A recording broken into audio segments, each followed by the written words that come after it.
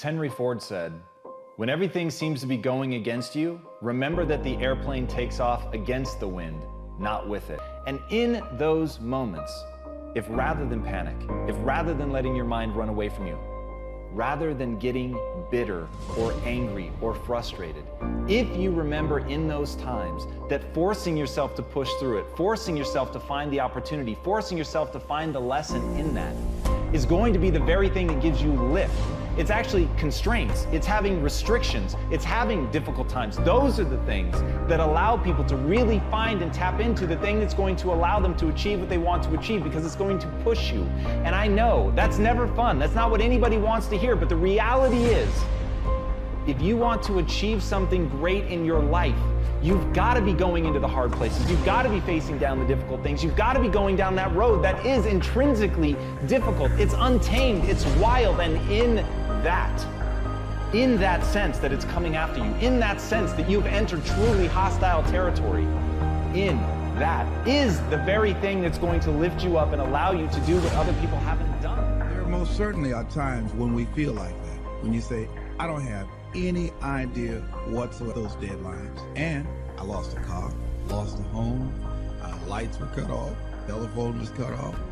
All of those things are going to happen to you at different points in life. Now, the question is, what does it really mean? It really doesn't mean anything. It's not important at all. It's just a temporary inconvenience, because all of those things can be corrected. And it's a part of the process that we all go through. Now, the challenge is, in the midst of all of these things, I guarantee you that there will be some intervention. What causes it? I don't know. That will seem like it's supernatural. I'll give you an example. I remember once when I lost my job, when I was fired out of broadcasting, September 18th, I'll never forget, 1978.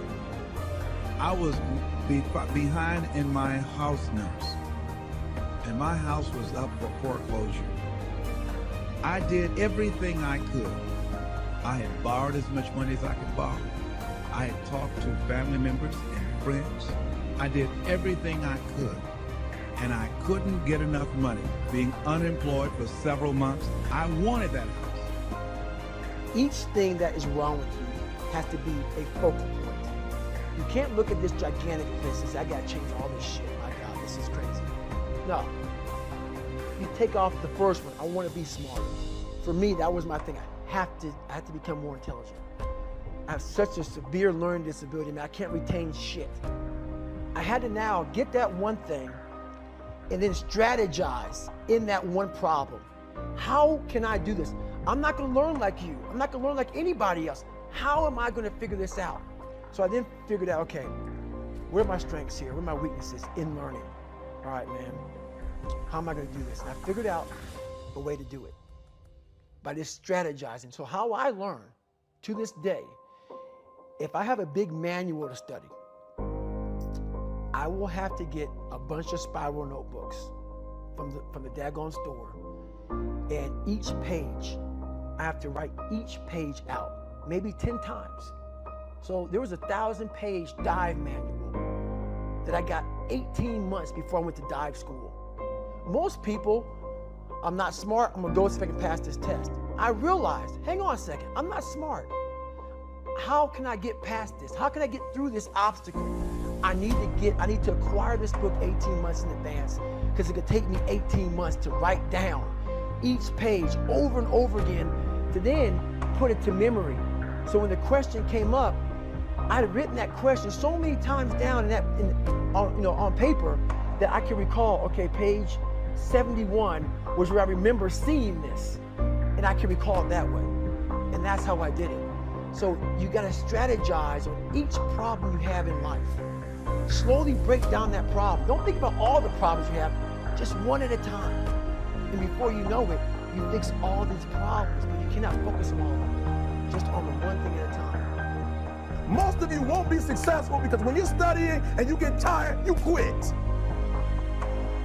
And I'm here to tell you today, if you got somebody came to my office the other day crying, I said, look, don't cry to give up, cry to keep going. Don't cry to quit. You already in pain, you already hurt, get a reward from it. Don't go to sleep until you succeed. The only thing you care about when you're trying to breathe is to get some fresh air. That's it.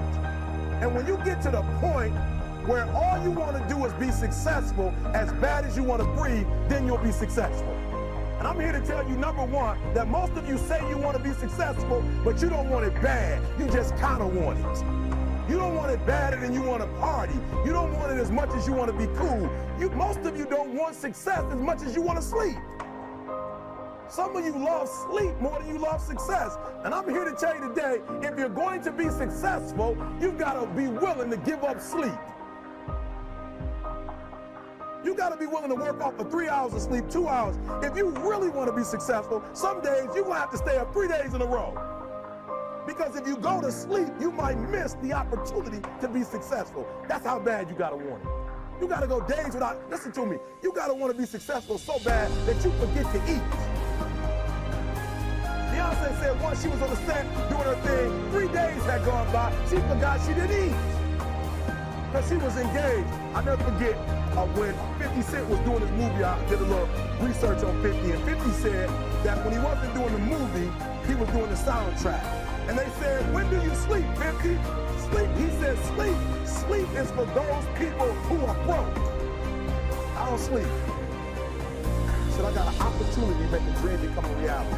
The most important thing is this, to be able at any moment to sacrifice what you are for what you will become. That's the number 2 thing. You got to catch that one. To be able to, listen to me, at any moment. Some of you can make sacrifices when Monday Night Football is not on. You can make a sacrifice. But when the game come on, for some reason, you just attached to it. For some of you, when your favorite show come on, you can make sacrifices on Sunday when ain't nothing going on. But when your favorite show comes on Monday, bam, some of you focus until the phone ring, and then you like, I gotta answer it. If I don't answer the phone, I'm gonna die. I'm saying to you today that there are some of you, if you give up your cell phone, you would be successful. But your cell phone is more important to you than your success. I'm gonna say it again, I'm gonna hurt somebody. I'm gonna hurt somebody. Some of you need to give up your cell phone because the time you spend on your cell phone could be used for your success. The time you could be using to be successful, you're using it on the cell. And the cell phone is not bringing you nothing but a bill. You're not tired, Eric. Your brain is telling you some dumb stuff. If you were tired, you wouldn't have been able to walk for an hour. Okay, so let's do this. Just run for 2 minutes. I'm trying to help somebody right now go to a whole nother level. The Bible says the reason why you go back to sleep is because you've always gone back to sleep. It's like a default. You go back to sleep because all you gotta do is stop going to sleep, and then you're gonna stop going to sleep. All you gotta do is stop fussing and cussing, and you're gonna stop fussing and cussing. All you gotta do is stop spending all the money you got and start saving it. Listen to me, I became #1 in the world. I became a millionaire not because I made more money. I became a millionaire because they told me millionaires only live off of 30% of their income. I want to make it plain for you. I became a millionaire because I did what millionaires did. I stopped living off 100%. Rich people don't work, they think. Poor people work. Poor people go, clock in, I make this much an hour. Rich people go, I put them to work, and I make this much an hour. See, what happens is you're working for you and your family one, they got 40 of you working at one time. So they're giving you 20%, and then they keeping the 80% off of 15,000 people. That's enough to have $22 million. So what you have to decide is, are you gonna keep being the 99% or are you ready to be a part of the 1%? Because it doesn't make a difference where you come from, high school dropout. It doesn't make a difference where you come from, GED. It doesn't make a difference where you come from, sleeping in abandoned buildings. It doesn't make a difference where you come from, a 17-year-old mom that got pregnant. It doesn't make a difference where you come from, south side of Chicago. It doesn't make a difference where you come from, pretty much raised in Detroit. It doesn't make a difference where you come from, took 12 years to get a 4-year degree. It doesn't make a difference. You know what makes a difference? What makes a difference is when you become a 99% or a 1%. When I start thinking like, acting changed. Is that clear?